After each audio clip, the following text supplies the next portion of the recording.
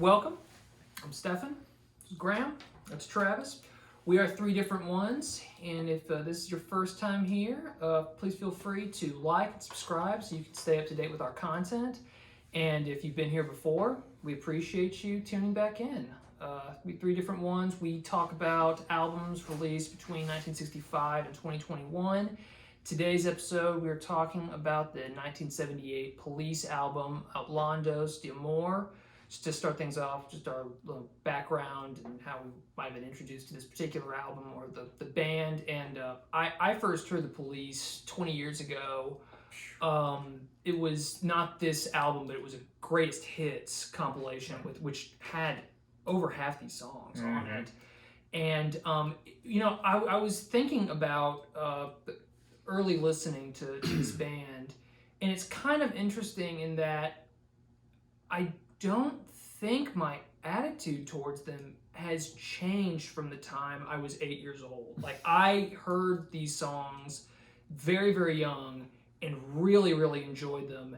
And now I feel like that's kind of what I was feeling. Yeah, it's still fun. It's still a great listen. It's still really enjoyable. I still had a blast going through this album in preparation for today's episode. I don't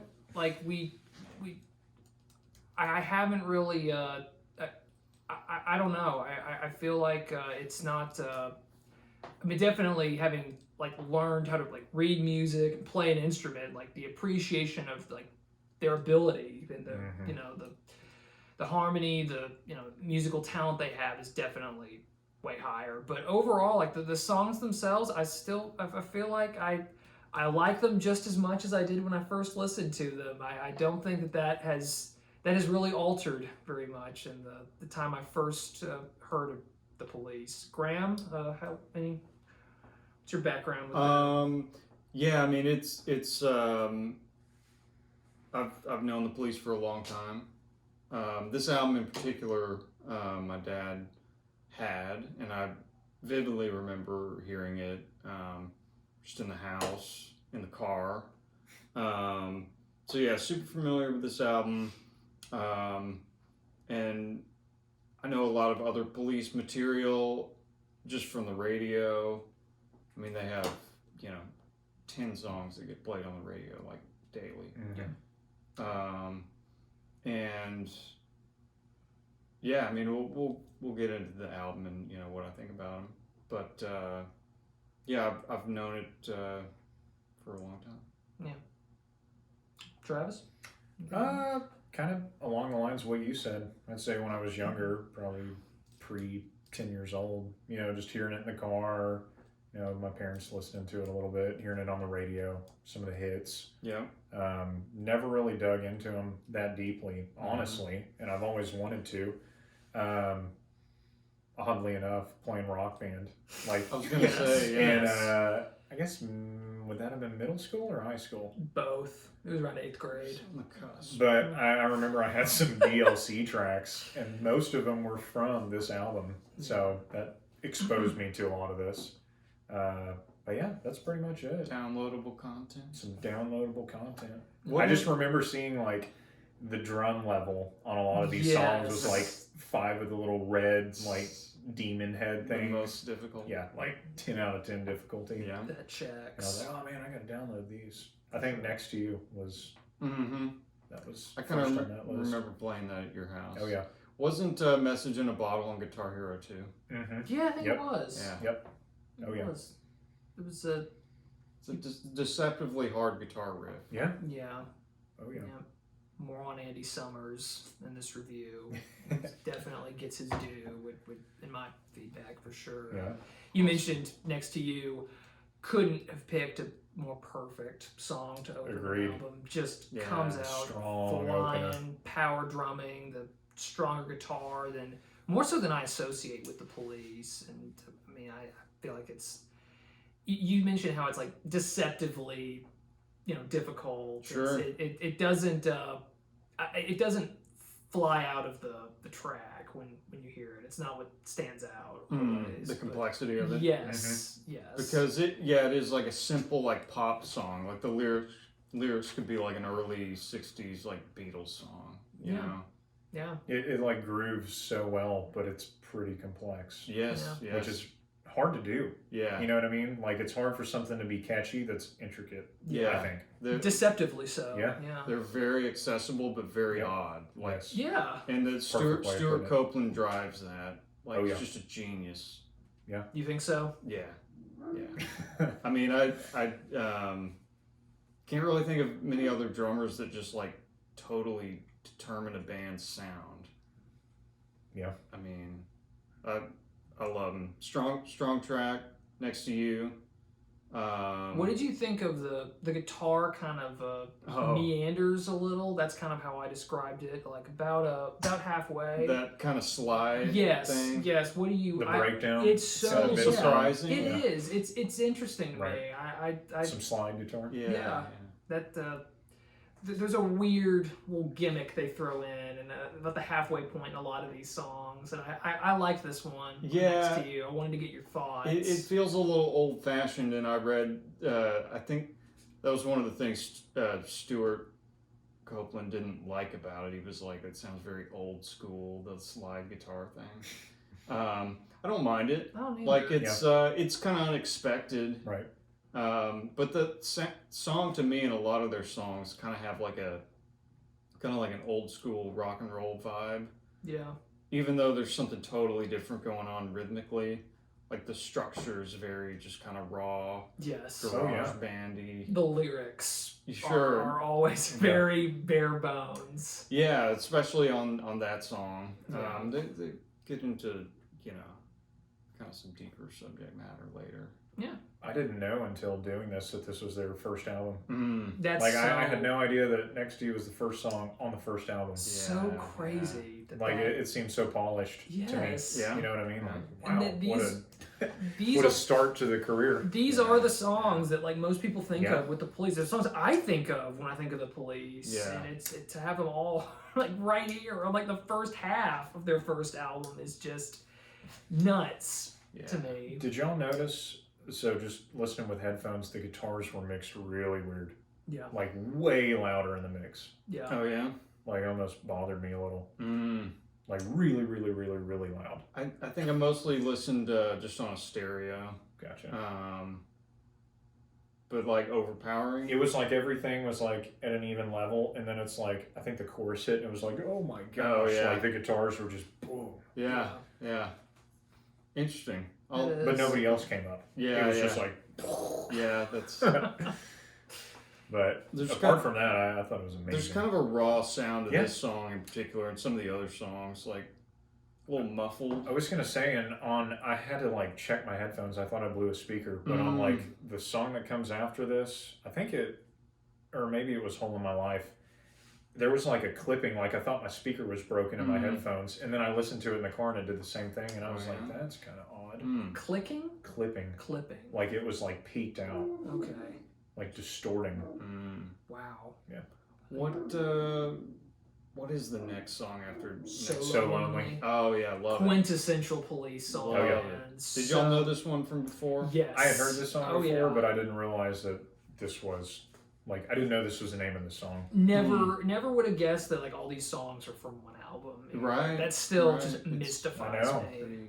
And that's we were talking about the guitar. What do you think of Andy Summers' solo on So Lonely? Oh, killer. Yeah. You guys, I don't know where in like history, like time frame this or Queen, but like it sounded kind of Brian May-ish to me, and I don't know if he was like before but it made me think of that immediately. Yeah, I never would have thought that, but yeah, I can kind of hear the similarities in the tone. The tone. Kind of that real.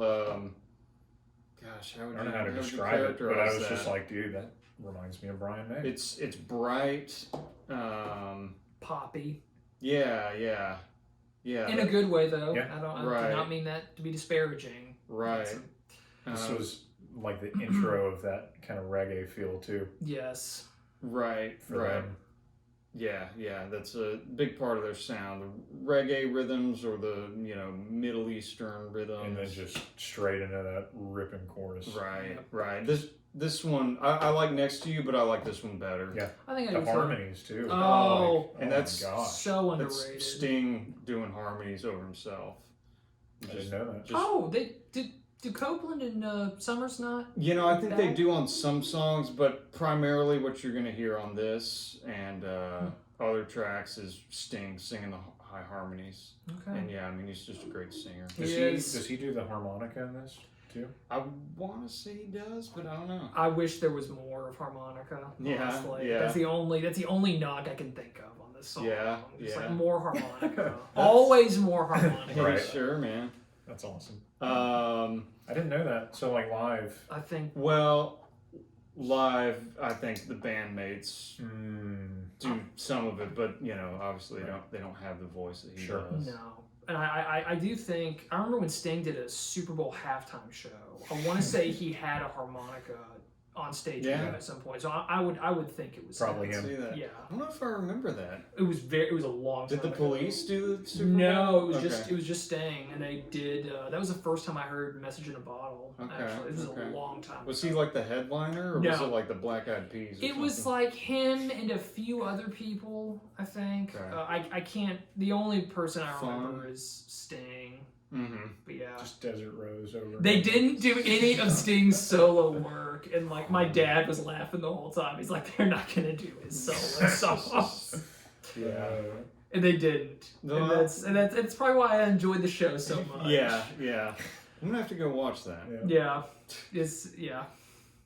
You guys ever heard Roxanne? I didn't write Man. anything for this This is a- song. this I is a don't hard need one it. to, It's, Yeah. it's To look at Yeah. objectively. yeah.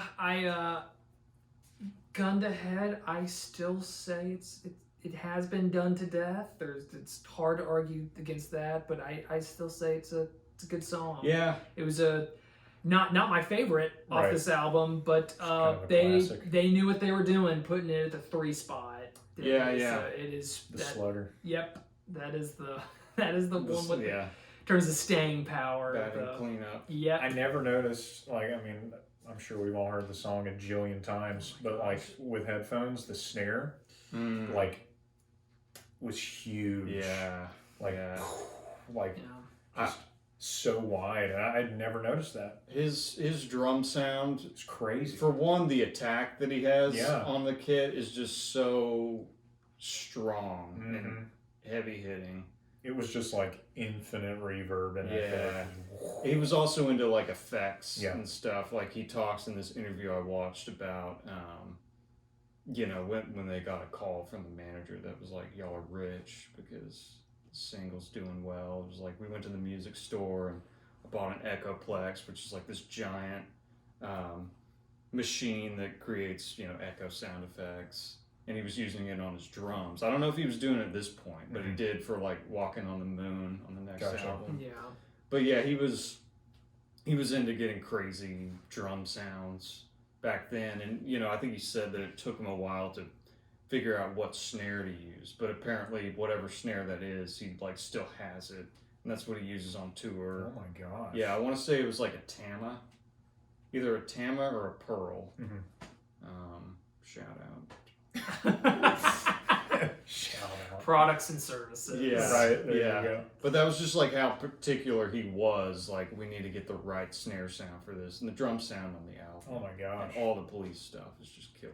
Yeah. But no, that's interesting. I'm gonna Yeah. have to put on I headphones. I never didn't pick noticed up on that, that. ever. Yeah, Ever.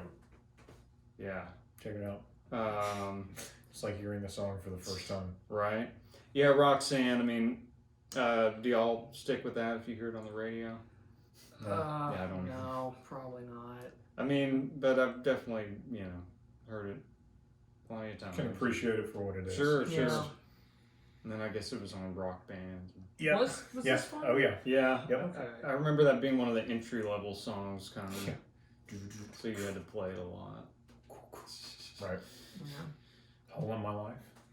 Oh. How would y'all describe the tempo in this song? Funky. It was really Funky. so Yeah. weird. I couldn't get a grasp on it. It made the whole thing kind A of. ton of odd timing changes. Yes. Really odd. Yeah. It Like, was so uncomfortable and kind of confusing, and I Again, I'm not in a necessarily bad way. Just kind of that was what stood out to me. Is like, it was hard to. This one was very difficult to describe and pigeonhole, and it was A lot of crazy sounds. Yes. And I felt like this was the first one too where I was like, man, that bass line. Oh like yeah. Sting's bass line on that was crazy. Yeah. Like super flangery sounding guitar in the beginning and good real descriptor. funky. I noted that the harmony sounded a lot like a Yes song, Ooh. That's interesting. Yeah. which I I could see that. Me too. thought was kind of an odd comparison. Yeah. Yeah. And there's a little keys riffage at the end Yes. too that I Yes. liked. I like that too. Who played keys? Gosh. It could have been. I know it could have been any of those guys, Copeland. really. Yeah, I'm sure all three of them. With his feet. Riff on. I would guess Sting, but I don't know of him Somebody's playing funking piano out on that bass ever. line too, though. Yeah. Yeah. Don't know. Cool track. It works. Oh yeah, Really I love really that good. song. Yeah. I mean, so far, with the exception of Roxanne, just because it's been Right. Yeah. played to death. It's a flatliner for I me mean, when what I a hear it. what a way to Dude, start. I've been blown away up to this point. Yeah, Like, yeah, had no idea. yeah. I love "Whole of My Life," especially as it goes on and kind of transitions into that really strong chorus that's very unexpected. Like we said at the beginning too, like very intricate, but Yeah. still groovable. For Like, sure. still works. Yeah. Anything else? Peanuts. Favorite song on this album. Yeah. Dude, I loved it too. I loved it. I've heard this song a ton, and I have yet to get tired of it. Just everything, the Sting's screeching. The intro Oh. sounded a little Rush-esque. Yeah. Yep. I love For that sure. drum intro. Oh yeah. Yep. Oh God, that just gives me chills Yeah, when man. I hear it. And the then- guitar. Oh was, my. like, super chuggy This too. is the Yeah. It's like, this dang, is like, the Andy Summers Police song are going for hard. me. Yeah. The just the shreddage Oh, that he puts yeah. out That there. weird The guitar wailing. solo. Yes. Just like Oh my goodness, that first guitar note, just piercing, Yeah. piercing. And That's a real jarring solo. it is. Like It is. wailing. sounds like a siren at some point. Yeah. Yep. One of those little London police cars. It's just, I- this one had the horn interlude. Yeah. Is that a horn? I thought it was like a kazoo or something. I didn't know what specific. You know, it really goes air- nuts towards the end. Yeah. Oh, the ending was the best part. Yeah. When it just comes through on the title. It goes nuts, man. But that's yeah. Just goes absolutely bananas. Yeah. And just all kind of implodes Yeah. on itself. Did y'all read any background on this song? I couldn't find any. So it's apparently it was written by Sting and Stuart Copeland about Rod Stewart, Oh. who was one of their heroes growing up, but the song is kind of about how he turned into this celebrity. Yes. Um, The lyrics in the chorus are about that. Like Yeah, the yeah. invasive nature of being a celebrity. Right. Every aspect of a Right, person's life. right, and it's also like a criticism of that guy for like Yes. embracing it. Yes. But then it says, in the Wikipedia article or whatever, it's like Sting would later say like, I grew to relate more to Rod Stewart later. Right. Yeah. Because of course Sting had a very successful solo career And still is. it kind of went through that same celebrity thing. Yeah. For sure. And I'm sure you probably met Rod Stewart. We heard a lot about the love Sting's making too, and the longevity of it. Right. He, So, he yeah. got a taste of his own medicine. It's kind of a prophetic lyric Yeah. on his part. Yeah, but yeah, that was that angst. Like Yeah. they were pissed off because Rod Stewart. He sold out. Yeah, I mean, do y'all know the early Rod Stewart stuff? The Yeah. faces? I mean, Yeah. It's, Oh, yeah. it's badass. It is. And then if you, It's jarring too if you know about his what he kind of his image, the more lasting view of him. Yeah. He's a little. yeah, I don't think people think of the early stuff with yeah, unless those who know. Yeah, oh yeah, for that outside of the diehard fans of him. Right. Yeah, he's just kind of this like, I don't know. He's got a lot of hairspray and plastic surgery. Yep. Yeah. But yeah, a lot of angst in this first album, like Oh yeah. that you might not expect if you just kind of knew the hits. No. Right. Yeah, I didn't. Um, Can't Stand Losing You. yeah. Is that the next song? Yeah. Cooling the engines a little on this Yeah. one. Slowing it down a bit. Oh man. I like that dreamy. What was that? What is that synth at the bridge when it could kind of. I couldn't tell if it was keyboard or what. I Yeah. love that. I can't. You know. Just, Yeah, And it just keeps building. This is a and great song. it is. Copeland just, Yeah. you know, just so strong underneath it all. Yeah. Yeah. Again, he like makes. I mean, Yeah. Oh my and gosh. the rest of the band is great. The but, whole rhythm section. Is like just that's so what I was strong. excited about. Like going into this album, like finally I get to listen to like more Stuart Copeland. Like you said, the attack just like brutal. Yeah. You know. Yeah. Which is kind of funny using that with the Police, but I mean seriously, like just so hard and heavy. Yeah. Yeah. And his influences are like Middle Eastern, and because he's the American in the band, but he I guess he was born in Virginia, but then they moved to Egypt. Yep. And that's where he grew up. He went to like college there, didn't he? Maybe so. I said he went to college in California, but okay. I could see it being he kind of moved around. I'm thinking of someone else. Okay. But he had traveled a lot as a young person, Yes. and those were kind of like influences. his formative years. His dad was in the CIA. That's why they moved around. That's cool. Wikipedia. I can see it.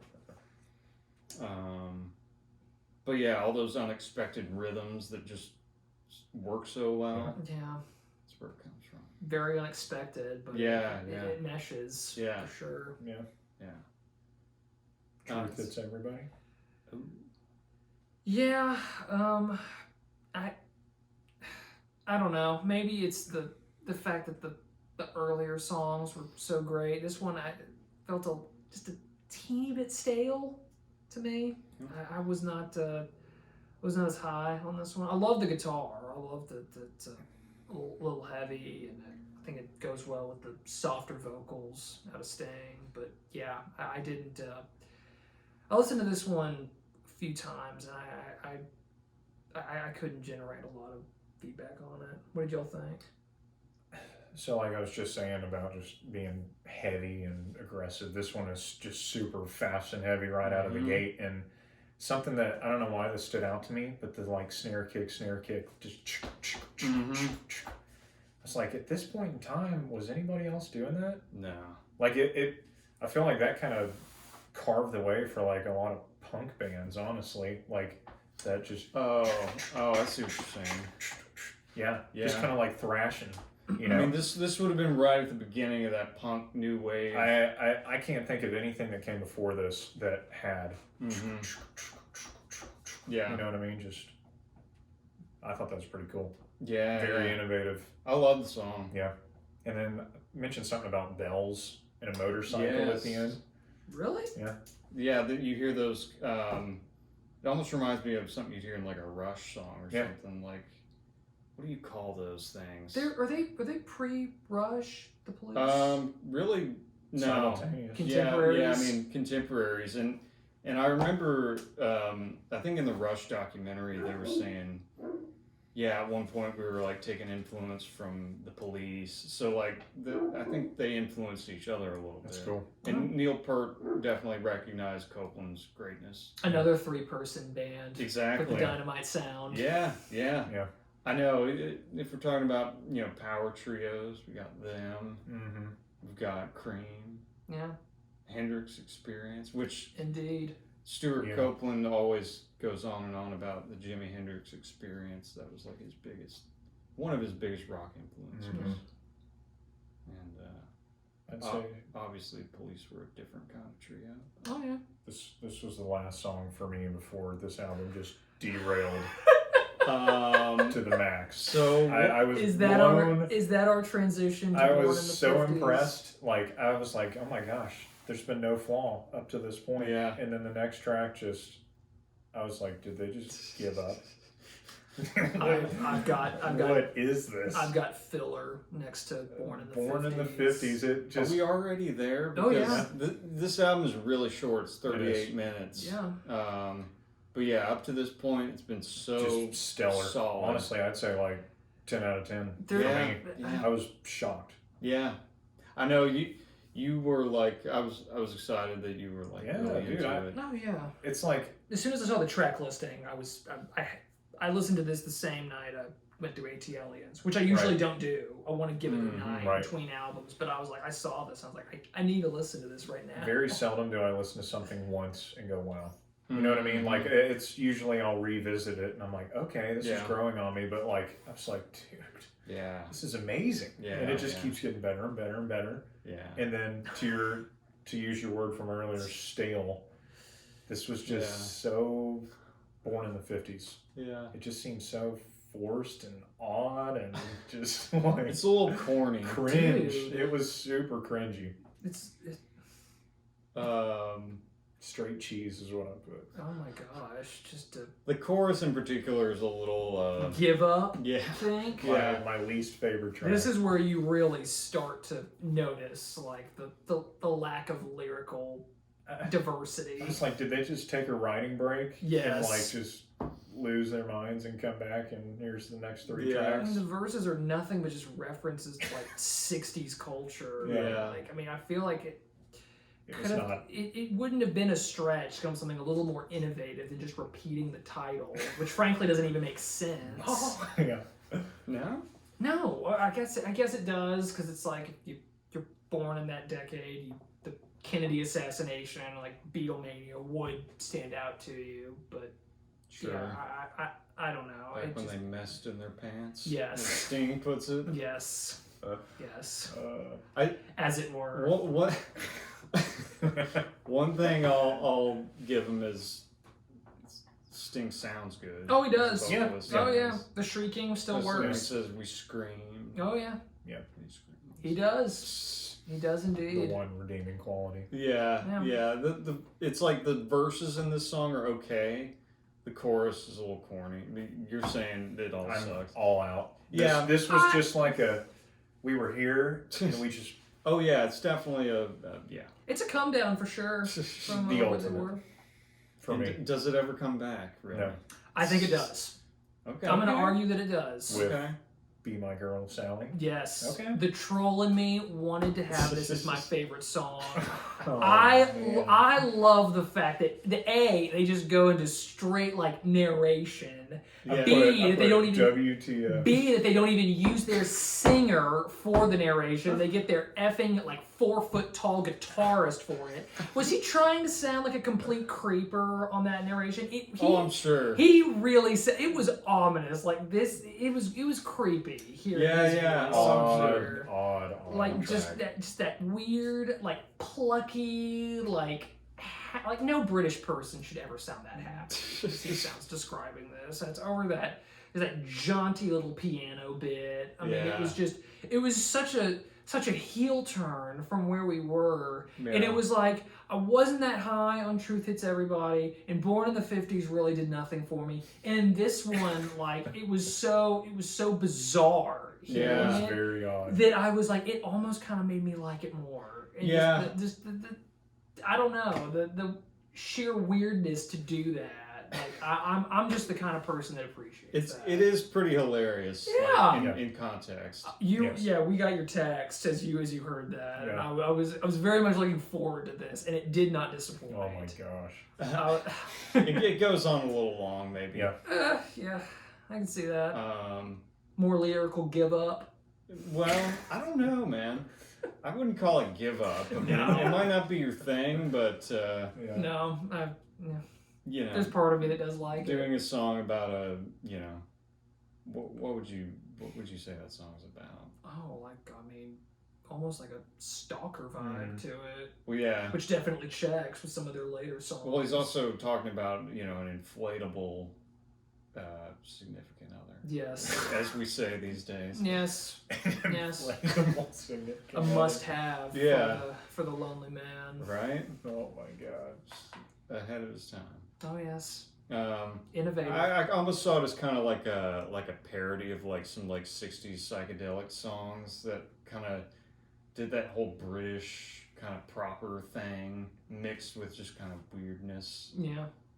I don't know. It's kind of funny, but yeah. Oh, I laughed. I lolled for sure. I did too. It just blew my mind. I was like, what is this? Yeah. Like, born in the 50s and this, like, what is going on? Yeah. So I mentioned my dad had the CD, and I'm pretty sure when we listened to this in the car, this was an immediate skip for him. Oh yeah. Oh yeah. And now I know why. I see why this was not on the greatest hits that I heard. Yeah. I thought honestly though it was anything else y'all wanted to add? No. I was gonna say I thought Really? the weirdness of it was a pretty decent setup for Masoko Tanga. Oh yeah. And how, especially the lyrics on that. I mean, I'm not even. I had it written down in a parenthetical. No one gets credit for these lyrics. Like it's just it's Sting like Different language. Sting speaking in tongues. Yeah. On this one. Yeah. In Sting tongues. Right. Which In Sting tongues. sounds amazing. Dude, Yeah. pretty wild guitar lick, though. Yeah. Yeah. I thought that was the redeeming quality. Sure. I thought that the Copeland drumming was my favorite part, and I Yeah. loved Yeah, that was the send off for this final track. Did you think it was a strong finish? No. That's exactly how I felt. More It's like, interesting, man. more interesting than strong. It just, like I said, born in the 50s to here, it was just like, pack it up and let's go. You almost wonder, like, this was their first album, and I was reading, they didn't have a ton of budget. I'm sure they were kind of doing shows or touring around the same time, maybe recording in between. Mm-hmm. Those three seem so detached from the rest of the album, like 2 sessions. Yeah. So it might have been a thing where they're like, this is kind of all we have, or all we have time and money for. Let's just I was throw gonna- something on. Yeah. I was gonna say I would love to know what song did not make it, but Born in the '50s did. Like what was rejected? That beats something. What was Yeah. rejected It's- so Be My Girl Sally could get the 9 slot? I know, and the final one just kind of sounds like maybe some idea they were jamming on. Yeah. They're just like, well, we have that. We'll write the rest of the lyrics later. Yeah. I mean, it's possible they were such a new band. Like, I don't know how long they played before doing this. Right. But maybe they didn't have that many songs. True. Yeah. Yeah. Yeah. I don't know. I put, just for my overall thoughts on this, it was phenomenal, and then it was like the drugs kicked in at Born in the 50s, and then we just totally derailed. Yeah. Yeah. But, I mean, this album made me really want to check out the rest of the catalog. Yes. Yeah. Big time. Oh yeah. Like I said, I was totally caught by surprise. I can't think of a better It was debut. phenomenal. Yeah. Phenomenal. It's got to be one of the best debuts. Like, so strong, consistently. Yeah. And I kind of am glad that it just fell off instead of those being dispersed throughout. Oh yeah. Yeah. Like, there was no, like, vibe killer. No. Right. No. It was just strong as could be, Yeah. and then, It plummeted. Right. which I like. They can, Especially if you were listening to this on vinyl back Yeah. then, Oh, or yeah. whatever was going on. Yeah. It's like, imagine having to be like, right. instead Yeah. it was just, oh, let's turn it off. Yeah. That's an interesting way to lay the album out. It's just strong, and then you kind Killed of it. backloaded with some throwaways. Yeah. Yep. But they kind of earned that right. Sure. Oh yeah. With such a great. Sure. Oh my 100%. goodness. Like, That's what came before that totally trumped all that. Like, I absolutely. couldn't care less about the last three. Mm. The Like, Sting- it really didn't kill the album score for me at Oh all. my gosh. Mhm. Like the I'm not going to knock it for that. Yeah. No. the Sting. Because I can just yeah. stop listening. Yeah. If it didn't get in the way and Right. irritate me. It's it a was just- 38-minute album. Yeah. When I re-listen to this, I will listen to Be My Girl and Born in the '50s. I will give those songs their due. I mean, they're short enough to where. Yeah, that is part of the discography, and you know what? If you said it, if you can start an album with this Yeah. lineup, I mean, you know what? Fine, a few mediocre tracks, you've earned it. Yeah. So I'm going to give this a 9 out of 10. I will probably give it the same score. Like, this might be tied as my top rated album that we've done. I was gonna say I think it might be my favorite Yeah, that we've done. Pretty close to the top, if not. Yeah. Which I like because that totally surprised me. Yeah, yeah. I never thought that something I had not listened to would be that high on my list. Mm-hmm. So I would recommend, and I would definitely re-listen. Oh yeah. I mean, hell, it makes me want to listen to the whole discography. So Yeah, yeah. I want. Yeah, I would. I've been going back and forth on 8 or 9 for the scale. I feel like if I did go with 8, it would only because I've heard so many of them before. I mean, my gosh, if this was like the first time I heard the Police, this would be like a 10 out of 10. Mm-hmm. Honestly, like it's. And that's how it was for me. It was the first time I listened to an entire album from them. Yeah, it is. Yeah, God, it holds up. Absolutely recommend it to anyone. Absolutely listen to it again. So, I'd say I'll just go for the middle, 8.5.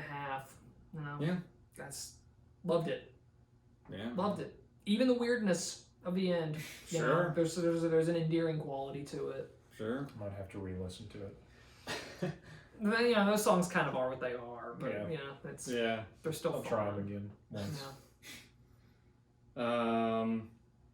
Yeah, I actually went ahead and listened to the second Police album in its entirety. Regarded de Blanc. Yeah, and how did it hold up? It's great. To this? Yeah, it's great. Do you like it more than Outlandos? I don't think so. Okay. No, I think this is still my favorite Police album. It's tough. Peaked right out of the gate. Yeah. Yeah. I haven't listened to all of their material. Yeah. There's a couple other albums. Maybe we'll check them out. I would imagine they soften up over time. They got more mainstream for sure. Which I liked. The thing that caught me by surprise was just how heavy and just raw. Attack. Yeah. There was, which if they ultimately moved away from that, it's tough to keep that going. Me move away from them. Right. They were kind of edgy at the beginning. Yeah. Dude, I was shocked. Yeah. I was surprised in every way. Yeah, and they talk about in their Wikipedia like a couple of their songs got banned for the subject matter by the BBC. Roxanne. Oh yeah. Be My Girl. No, but I guess that was it wasn't really at risk. Yeah. Was Peanuts banned? No, it wasn't. Okay, it was Can't Stand Losing You because of the suicide. Yes. And apparently there was like a single for that song that had a picture of Stuart Copeland with a noose around his neck standing on a block of ice. Dang. That got it banned by the BBC for some reason. Wow. I had no idea the Police were that edgy. Yeah. And the original title of the album is going to be Police Brutality. That's an awesome name for an album.